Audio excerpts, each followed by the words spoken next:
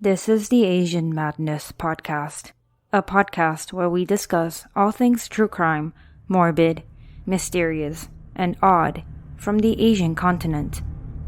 I am your host, Jessica.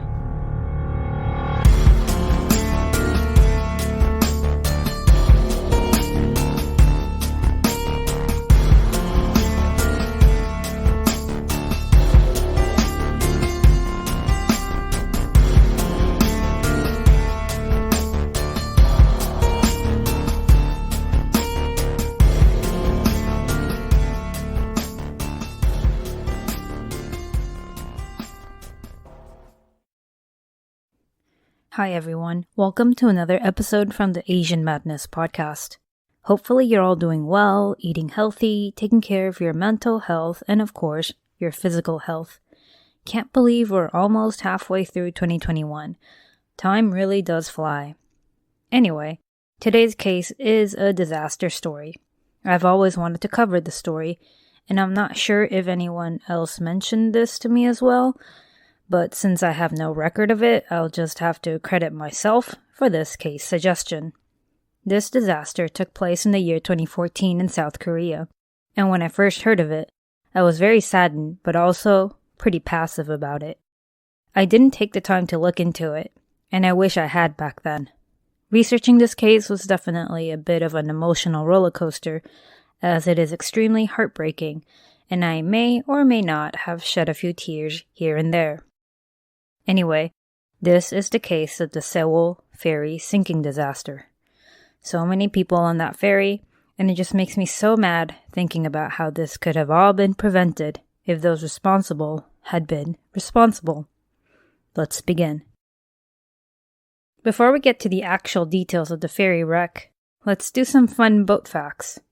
Okay, maybe not so fun, but 100% necessary. Heads up, guys.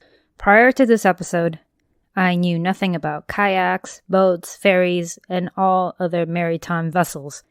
Even now, I'm still not very knowledgeable, so everything I'm about to tell you will be done in the way I understood it, and hopefully it won't be too incorrect, too abstract, or too boring for you. Before the Sewol Ferry became the Sewol, it was actually a cargo transport ferry from Japan. It was called the Nami-no-ue Ferry, and it was in operation from 1994 to 2012, so 18 years total. In October of 2012, the South Korean company Chonghaejin Marine bought it from Japan's A-Line ferry for $11 million US. And although it wasn't a new ferry by any means, it was still intact and in somewhat decent condition, but most definitely required some touch-ups and fixes. After Chonghaejin Marine registered this cargo ferry under their name, they began to make some changes, which included the renaming of the ferry. While fixing and remodeling the ferry is totally understandable and even necessary, what the company ended up doing was 100% unacceptable. The owner of Chonghaejin Marine was a man named Yoo Byun-un, and boy, does he have a colorful history. Yoo was born in 1941. He was a millionaire businessman and inventor, was quite reclusive, and was heavily involved in religion. When he was young, he was initially admitted to the Good News Mission Bible School in Korea, a missionary school established by both American and English missionaries. For whatever reason, though, he was soon kicked out, and in 1962, with the help of his then father-in-law, who also happened to be a pastor, they created the Evangelical Baptist Church of Korea, aka the Salvation Sect. Some say it's a cult, and since this guy is far from likable, I don't really have any problem seeing it as a cult. But that's just my bias. Anyway, that's all you need to know about the owner of Chonghaejin Marine for now, and we will talk about him some more later on. Now let's take a look at the sort of ungodly modifications the company did to the ferry. Before the ferry was purchased by Chonghaejin Marine, it was able to carry a total of 839 people, including both crew and passengers. It was also able to carry up to 90 cars and 60 trucks. Considering this ferry experienced a total of 0 accidents during its 18 years in Japan, I would consider this its standard capacity. Once the ferry became the Sewol, though, the company spent about 4 months making a ton of changes that even made me very nervous, and I know nothing about ferries. First, they increased the cabin space on the 3rd deck. Then they added more cabins on the 4th deck. The 5th deck was also remodeled into an exhibition hall. An increase of deck and cabins simply means more space, more people, more weight, but that also means more money. The ferry's cargo space was also somehow expanded. The ferry's gross tonnage was supposed to be 6,586 tons, but they increased it by 239 tons. So now you have the same exact ferry from before, but somehow it's able to carry 117 more people and a lot more cargo. The ferry's center of gravity has also been raised by 51 centimeters, which can cause some balancing issues. You could say some people only seem to care about profiting. So the ferry modifications were finally finished. Now what? In March of 2013, the Korean Register of Shipping, a non-profit organization that offers certification services for all maritime vessels, was used by Cheonghaejin Marine for safety testing and various other inspections. Not shockingly, the Sewol passed all its inspections and regulatory checks with flying colors. The Sewol received its Sea Pollution Prevention Certificate, passed the ship inclining test, which tests its center of gravity and stability, and received its inspection certificate. How, you ask? Obviously by faking it. During testing and approval, they reduced the total amount of cargo weight by 500 tons and increased the ballast by about 400 tons. Ballast is used to stabilize vehicles, so you can usually find a ballast tank at the bottom of boats and ships, which is used to balance the ship. In other words, they kind of changed the numbers around for the testing so it looks reasonable, and that is how they passed and received their certifications. As if all that wasn't bad enough, the owners of Sewol once again made changes after the inspections, adding approximately 37 tons of marble to the exhibition deck. It's very disappointing and scary, really, knowing that so many people, so many companies, and so many regulation units are willing to cut corners just for their own benefit, completely disregarding the sort of disaster it could cause. So now that the ferry had somehow passed all of its safety regulations and requirements, they were ready to ferry passengers and cargo. They began their operations on March 15, 2013, making 3 trips per week between Incheon and Jeju Island. For about an entire year, everything went smoothly. No accidents, no malfunctions. I'm sure this made everyone feel safe, like nothing bad would ever happen. Unfortunately, though, everyone would learn of the truth very soon, in the worst way possible. On the evening of April 15, 2014, 476 passengers and 34 crew members got on board the Sewol Ferry in South Korea, traveling from the northwestern city of Incheon to Jeju Island, located to the south of the Korean peninsula. This trip would only take about an hour if you travel by plane, but in this instance, the ferry would take approximately 13 hours. Nothing wrong with taking a ferry if you aren't in a hurry, right? You get to see the ocean view, relax with the ocean breeze, spend some time alone or with your friends and family. It's like a mini trip. Also, if you're not a fan of flying because planes might fall out of the sky, a ferry is perfect, right? Except the Sewol was far from perfect. 325 passengers were juniors from Danwon High School going on a field trip. 14 passengers were teachers, including the school's vice principal. Aside from the people she was carrying, the ferry was also carrying about 2,000 plus tons of cargo. That's about 1,000 plus more than she's supposed to be carrying. As if that wasn't bad enough, the ballast tanks were also in need of maintenance since its last trip. Apparently, the ballast tanks need to be checked after and before every trip because it's important when it comes to balancing cargo loads during, before, and after. Crazy how so much negligence can happen in one place. The captain for this trip was a 69-year-old man named Lee Jun-suk, who actually wasn't the usual captain of the Sewol. Despite not being the regular captain, though, Lee was said to have been very experienced.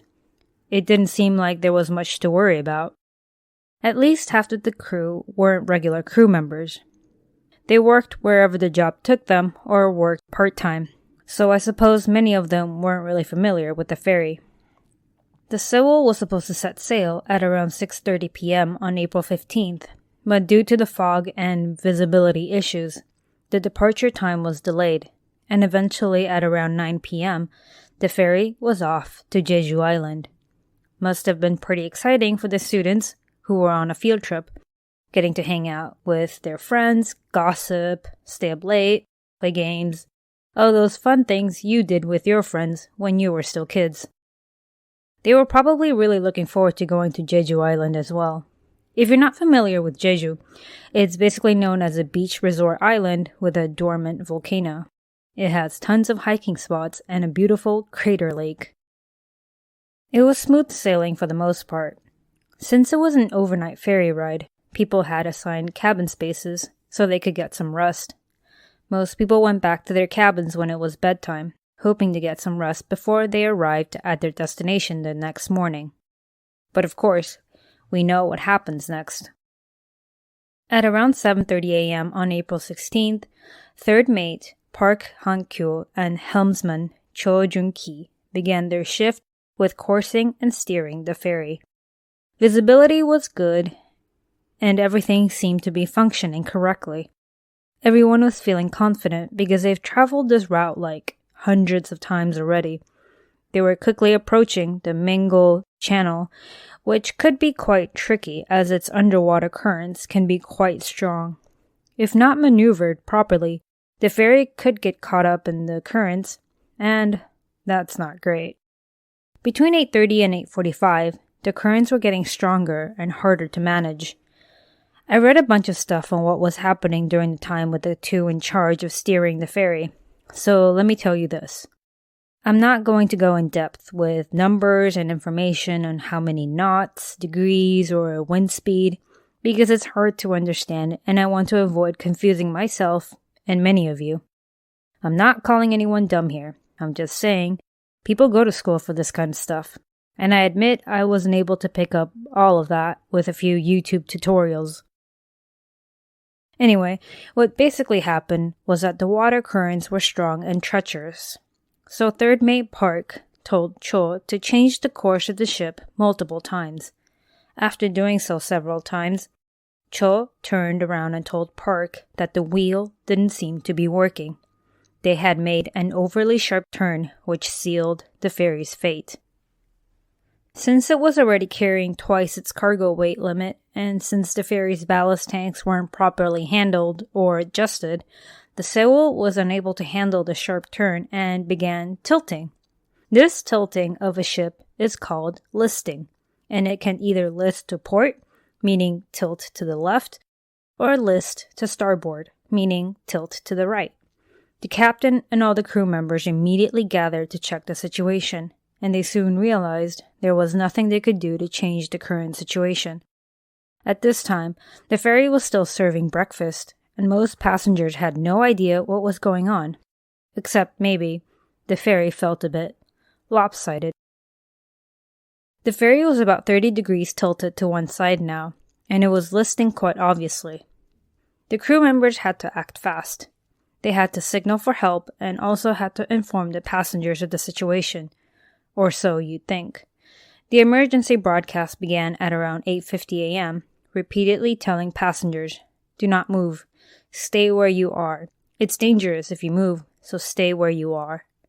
Every crew member in the ferry also told passengers to stay where they are. Don't go out to the deck. Just stay put.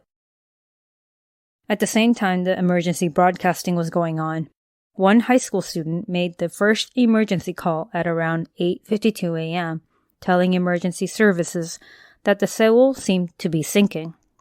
The Coast Guard eventually received the call, and patrol vessel number 123 was immediately dispatched to check out what was going on.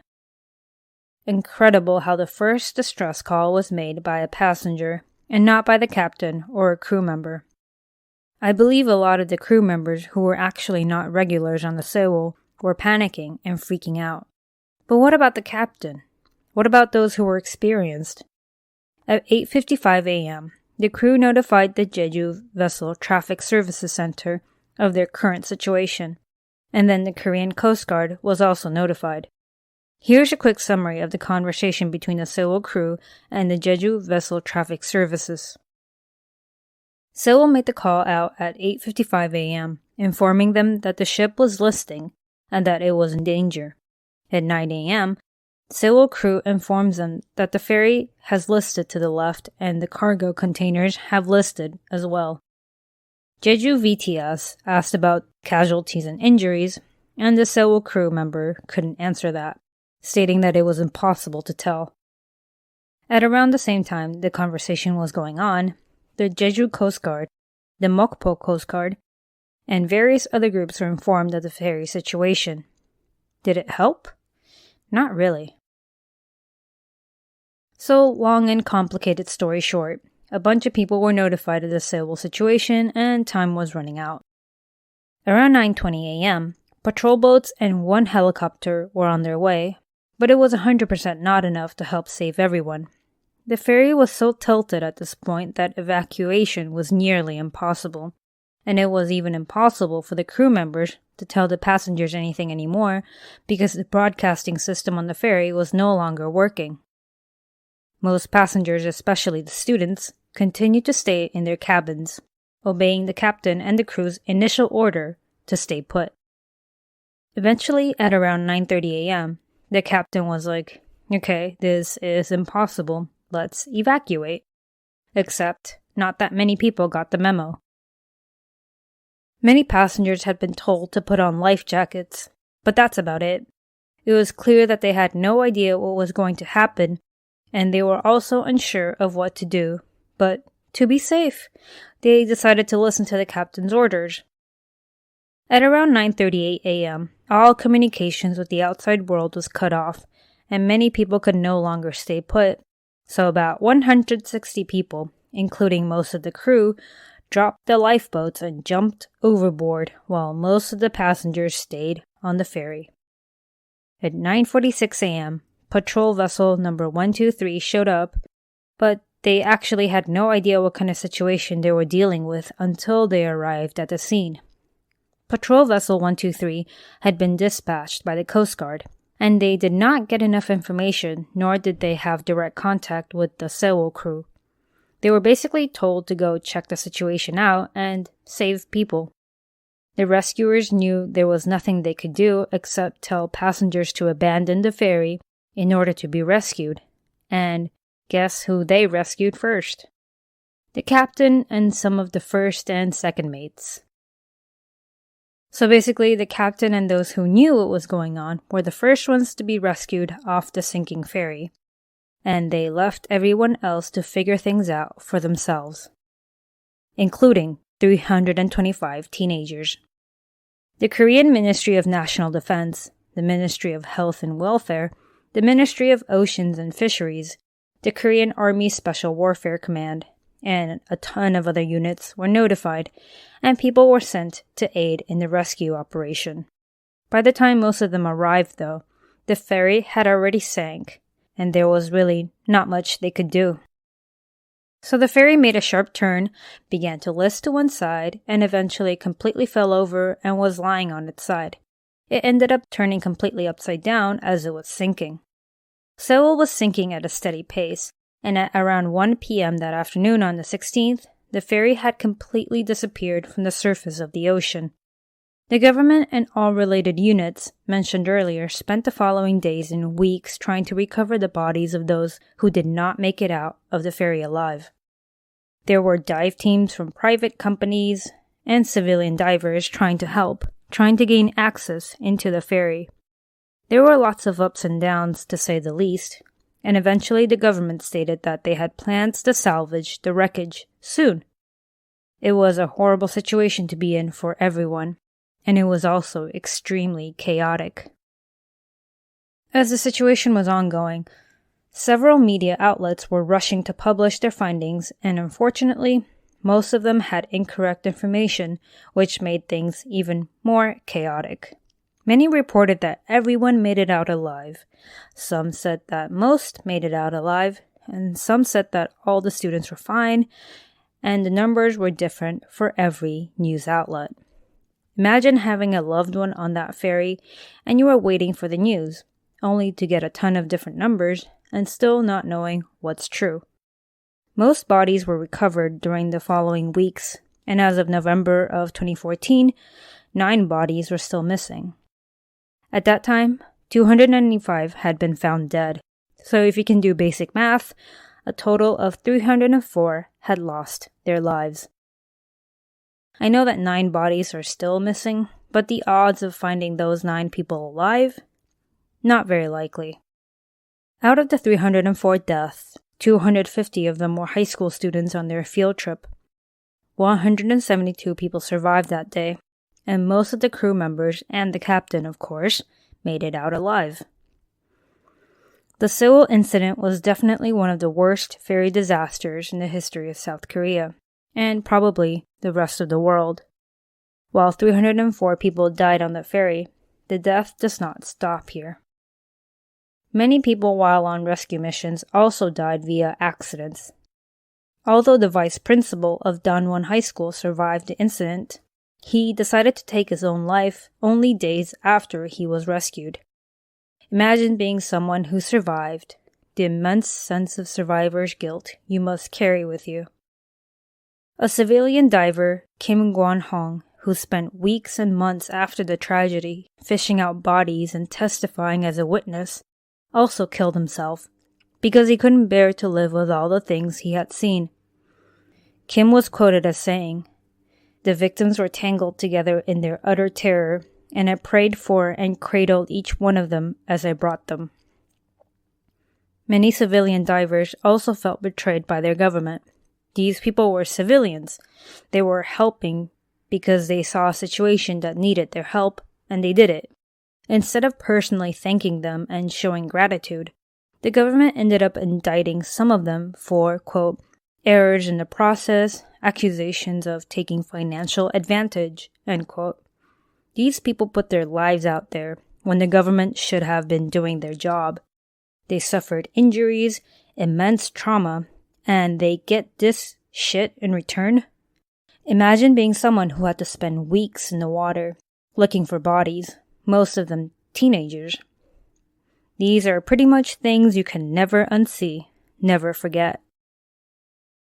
So now we move on to the investigation. The who, what, where, when, why, and how of the disaster.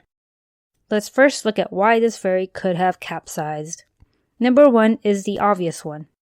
The ones in charge made an abrupt and sharp turn that caused some of the cargo to shift quickly, which caused the ferry to lose its balance and thus start to tilt. Number 2 is somewhat directly related to number 1, which is the cargo overload. It was later discovered that the Sewol was carrying around 3,000 tons of cargo, not 2,000, which would make it about 2,000 tons more than it is supposed to be carrying.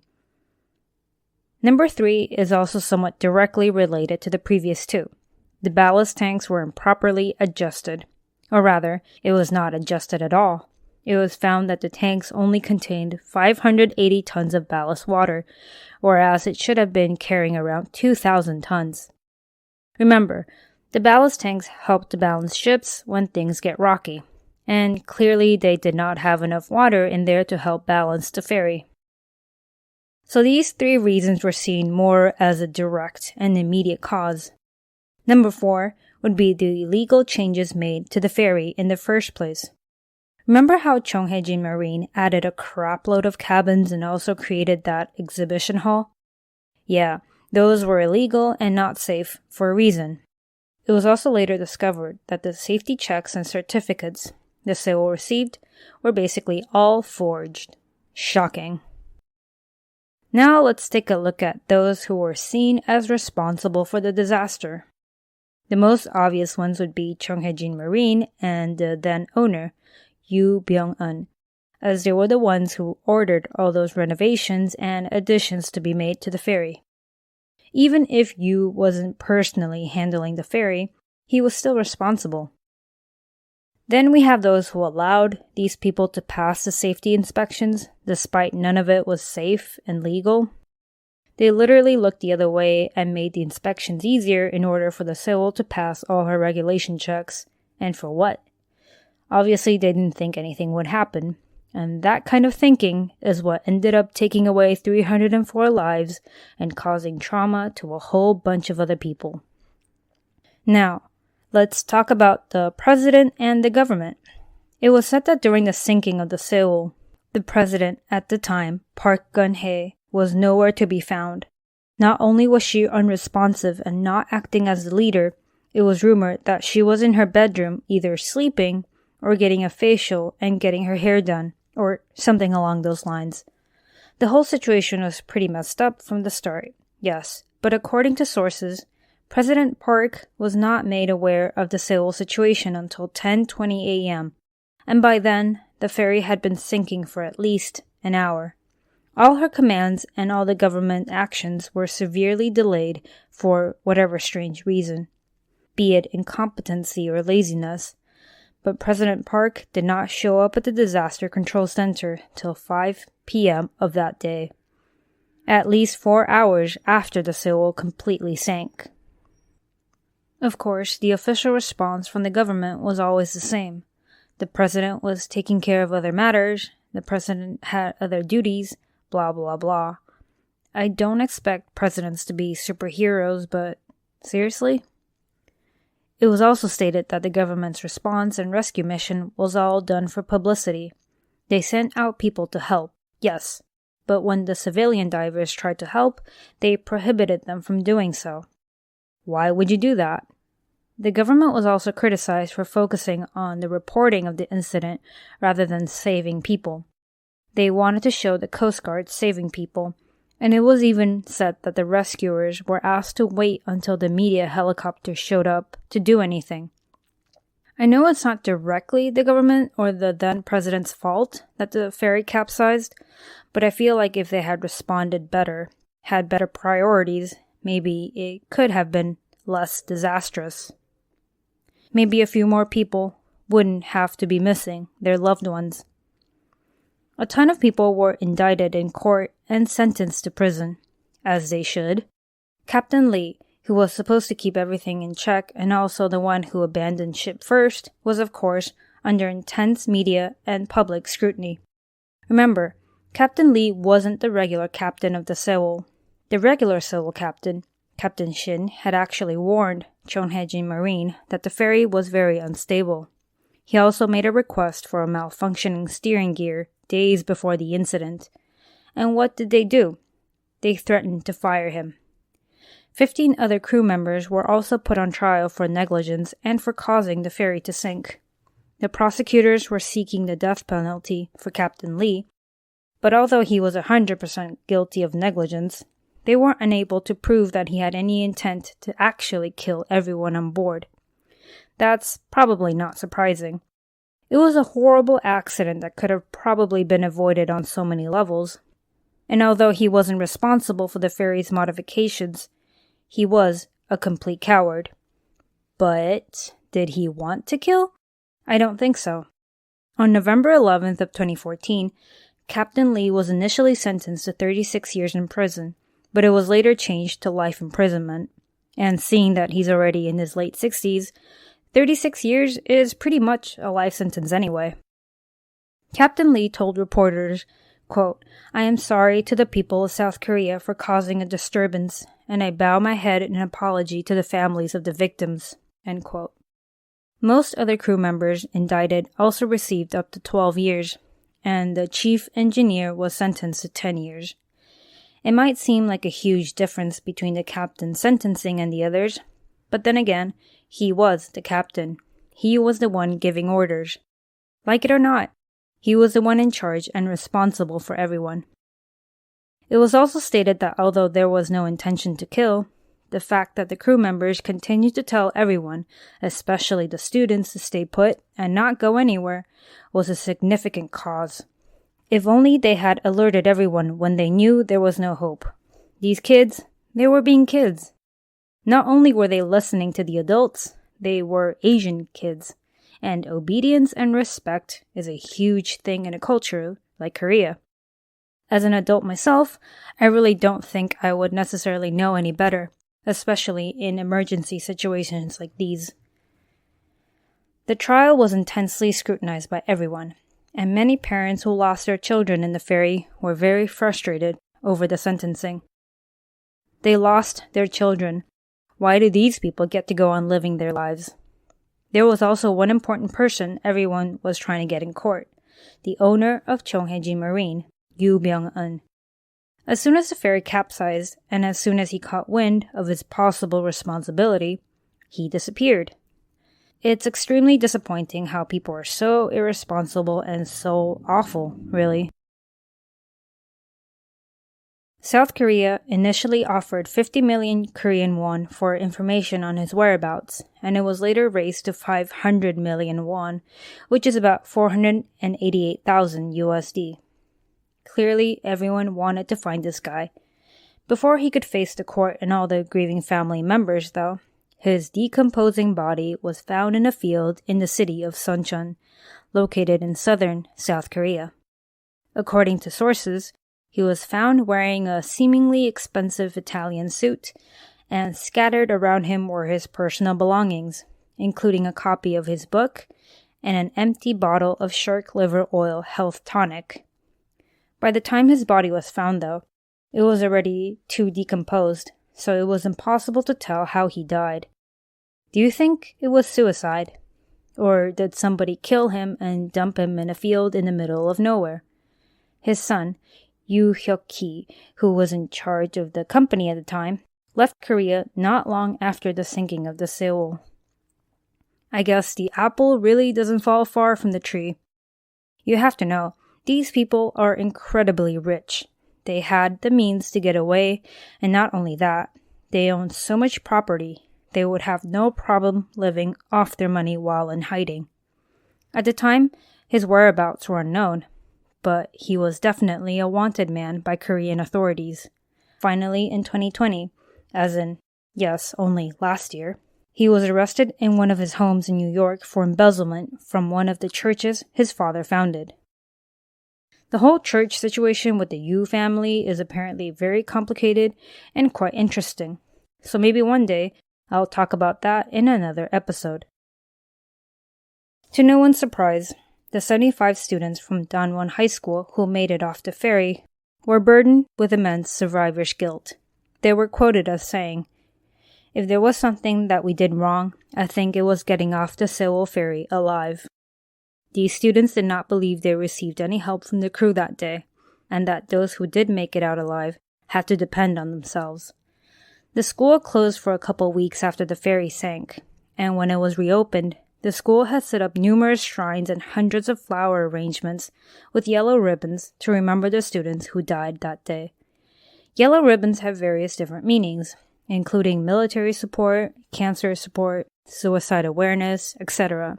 In this case, the yellow ribbon was used to commemorate the students that died on the ferry. It's quite fitting, as it also represents missing children. Several parents were interviewed, and most of them expressed anger towards the captain, the crew, and the government. In short, they no longer had any hope for the authorities. I know it might be silly to expect the government to literally love us or care about us as if we were their kids, but either way, the government works for the people, and even if there is no love, they should be making the citizens happy. This is about responsibility and accountability. Many protests were held weeks and months, even years after the sinking of the ferry. Protesters marched with photos of their loved ones. They marched in protest of the Korean broadcasting system for their awful reporting. And they most definitely marched to the president's headquarters. Gwanghwamun Square, an area known for history, also became a popular spot for protesters. A 30-foot-tall statue was also erected there, called the Candle of Hope, and it signified the hope for a better Korea, a better future, and of course, to remember the victims. Protesters also urged the government to make changes and reforms so history wouldn't repeat itself. They made their protests loud and clear by fasting. They called for the impeachment of the then president, President Park. The government could no longer ignore all the voices from the people, and eventually an impeachment vote took place on December 9th, 2016. She was voted out of office on a vote of 8-0, which really says a lot. There was also a lot of political stuff going on behind the scenes, including her firing a bunch of people that opposed her and her ties to a religious leader. She was later on sentenced to 25 years in prison. I guess this is the kind of justice the people wanted, but even then, it wasn't enough to undo the damage or bring back all the lives that were lost forever. Various countries, of course, sent their thoughts and prayers and also tried to help in any way possible. The Japanese Coast Guard had offered support initially, but the Korean Coast Guard rejected their offer, stating at the time that it was not necessary. Yeah, right. Then U.S. President Barack Obama also offered his condolences and said that the U.S. would assist in the search if needed. Pope Francis visited South Korea in 2014, and he was seen wearing a yellow ribbon, stating that he, quote, hoped that South Korean people take the Sewol tragedy as an occasion for moral and spiritual rebirth, end quote. I know a lot of people like to mock the whole thoughts and prayers thing, but sometimes it's really all one can do. Before I end this episode, let's talk about the salvaging of the Sewol. So the ferry sank in April of 2014. It took 4 years for the salvage operation to finally begin. I personally think 4 years is a long wait, and since there were still 9 bodies that were never recovered, you would think they would want to bring up the ferry as soon as possible, as the bodies could still be in the ferry. A total of 500 people worked day and night on the salvage operation, including 50 divers. The ferry was found 40 meters under the ocean, still lying on its side. So here's what they did to pull the Sewol out of the water. They first used a crane to sort of lift the ferry up a bit so it wasn't lying on its side. Then they pumped out the water in the ballast tanks. Then they attached these huge airbags to the ferry, and once they were filled up with air, they kind of would serve as a ferry life vest. Once the Sewol resurfaced, it was towed to the port where they would continue investigations into the sinking and hopefully recover more bodies. While a few more bodies were recovered during the search, 5 more remained missing, including 2 students and a teacher. The investigations continued on for more than a year, and the conclusion was not surprising. Chonghejin Marine was found extremely culpable in many ways. And while most people do agree with this finding, they found it unfair that no government or national organizations were found responsible for mishandling the situation. Most families still feel like they never got the answers they were looking for, that the investigation was not thorough enough, and that those responsible were never brought to justice. Why did the captain abandon everyone? Why didn't the Coast Guard attempt to rescue more people? Why did the government take so long to respond? And what the hell was the president doing during those critical 7 hours? The families were hoping that the new president, Moon Jae-in, would be able to provide answers for them, but so far they have not received any. What are your thoughts? So there you have it, one of the worst and most likely avoidable ferry sinking incidents in the history of South Korea. To summarize again, all this could have really been avoided if the ferry was regulated properly, if the ferry wasn't modified illegally, if the ferry wasn't overloaded with cargo, if the authorities had been honest and truthful about the ferry's condition, if the captain and the crew gave correct evacuation information and didn't abandon everyone, and also if the government and rescue units had responded in a timely manner. I know, so many ifs and buts and could have beens. I don't know if I did this case any justice because, to be honest, there was a lot more spin-off information that I wasn't able to include, mainly because I would have spiraled off into too many other side stories and it would have ended up a bit confusing. It's extremely tragic how everything went down, and I could never imagine ever being in a life-threatening situation like this. How surreal it must have been, how lonely and terrifying it must have felt, and how powerless one must have felt. Sometimes these situations are out of our control, and the most we can do is fight to survive. Hopefully the world is now a better place with lessons learned and with more honest people. It may not be easy, but we could definitely start by working on ourselves. This was a hard case to cover. Not only was it depressing, it was a little all over the place. Thank you so much for tuning in. Please stay safe, and till next time. Before I go, I would like to thank my newest Patreon members, Cesar Benuto and Shaylee Downs. Just so you know, pledging and donating to my podcast really helps with the cost of the podcast. There are fees involved, so all this is very much appreciated. I would also like to thank my newest podcast reviewer, and your name is a lot of numbers, and so I don't want to bore everyone, but I think you know who you are, and you're from Australia. Thank you so much.